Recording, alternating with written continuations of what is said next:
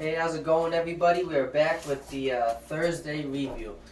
And it was actually a really exciting game. It got off to a hot start. I mean, not for the Saints, but Arizona got out there and got a bunch of picks right away. Took them right to the crib. Andy Dalton was looking real bad. But I think the real story of today is DeAndre Hopkins helped lead Arizona to a 42-34 win. I don't know if it was exactly his output because he didn't score a touchdown, but he had 10 catches for over 100 yards in his first game back. But the real difference to me is Hopkins stepped on the field and immediately Arizona was able to put up a 42-point game in an offense that's been struggling to sustain 20 every week. Again, this was a good kickoff for Week 7. Obviously, I don't think anybody really expected this, but at the same time, New Orleans offensively really outplayed these guys. If it wasn't for Andy Dalton throwing 2 pick sixes on back-to-back passing plays, there was some rushing plays in between the kickoff return and whatnot.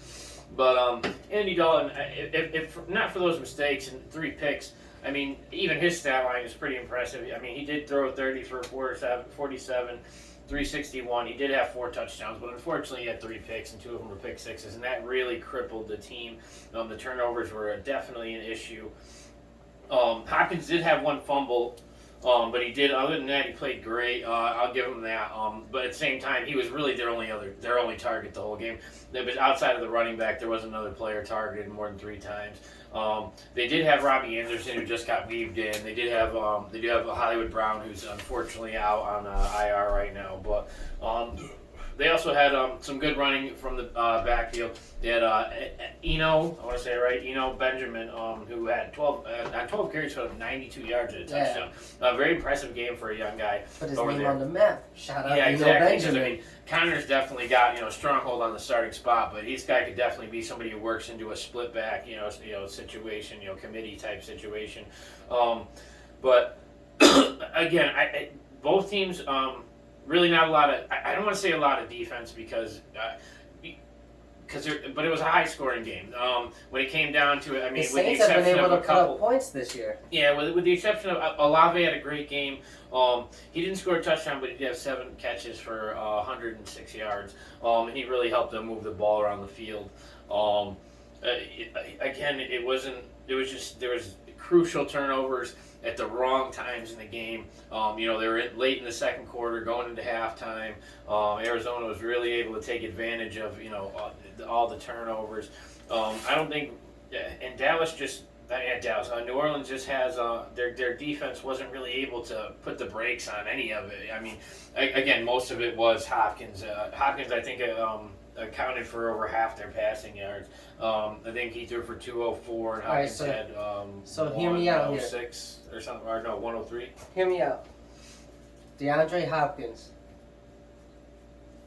is the best wide receiver in the NFL.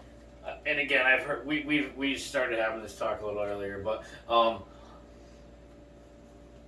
I would argue the top group there would be Tyreek Hill, because look at the turnaround Miami's had with him on that offense.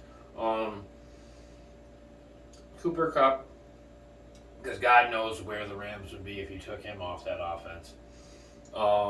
And Justin Jefferson, I think just talent-wise, I think is at the same level. He might be a little young still, but I think those are the guys in contention. There's a great next class, but I don't think there's anybody that fits up in the Hear me out argument. here. Hopkins has never somebody been... might say Adams, but I don't see enough out of him on another team to say that that's really, Hopkins has never been nothing but spectacular his whole career. He ate when he was in Houston, regardless of what quarterback they had. He did great with Deshaun Watson. Hopkins caught a Hail Mary on 3 defenders. He's made Kyler Murray look fantastic. Went 11-0 with the Cardinals. Now, one second. Went 11-0 with the Cardinals. And when he got hurt last year, at the end of the season, they lost like 4 out of 5. They did terrible. And then to start this season on a 6-week suspension, the offense struggled to put up over 20 points. Now, whether the defense was scoring points for Arizona or not, The entire team played with a new energy, and they put up 28 points on offense. Oh, yeah. Just adding Hopkins, they put up 42, and all that changed was they got Hopkins. They actually lost one of the receivers they went out and traded for in the first round of the draft. Marquise Brown was gone. The defense So they brought was responsible. without one of their key additions, they brought in Hopkins, and he was able to make a quarterback in Kyler Murray, who through the end of last season and the first 6 weeks of this season really didn't look that spectacular at all. He didn't look like this guy who deserves this huge contract that he just got. The Cardinals were barely putting up points, and their defense was trying to win them games on crazy turnovers and lucky deep balls. Hopkins comes back, and the team looks like a complete team again. He's the kind of player, like a Randy Moss, that transforms the game to where one player can take over and it's on receiver. Hopkins changes everything for the Cardinals. I agree, guy, but again, I think there's a few other guys that fit into that class. I wouldn't say it's a large class right now, but I think there's a few other guys that again, if you take Cooper Kupp off that offense for 6 weeks, what's their record going to be? I mean, you take Justin Jefferson. They do have Thielen on the other side. They do have some other talent they might be able to work around, but I don't think any of those guys. The difference is here as well. I can see Justin Jefferson a little because I don't believe Kirk Cousins is elite. I think he's average to above average. Matthew Stafford, I do have a little respect for. So the Cooper Kupp one, I'm not going to take all the respect away from Stafford because Stafford's always put up big numbers. He's always flirted with 5,000 his whole career, like passing yards a season. Stafford's solidified himself as at least a capable passer. He can put up yards. He can move down the field. Who was the other guy you named? You said Jefferson, Jefferson, Kupp, and Tyreek Hill. Tyreek Hill, I actually have a lot of respect for. I would put him up with the DeAndre Hopkins, but DeAndre Hopkins is, I think, the most game-changing receiver in the game because Kyler Murray has looked like you can't judge Kyler Murray's career at this point because without Hopkins, he's looked like an awful quarterback, like a guy who can't carry a team to a win. But when he has his man, when he has Hopkins, he is able to look like a playoff team. They went 11-0 last year, and now they won their first game back. I'm looking for Cardinals to make a run with Hopkins in the lineup. But again, and even going back a little bit, in Houston, that was a playoff team. They lost Hopkins. Did they go back to the playoffs? So the team he left as a receiver, and it's not basketball. I know you take Kobe off a team, that's a huge blow. You take LeBron off a team, that's a huge blow. These are great players.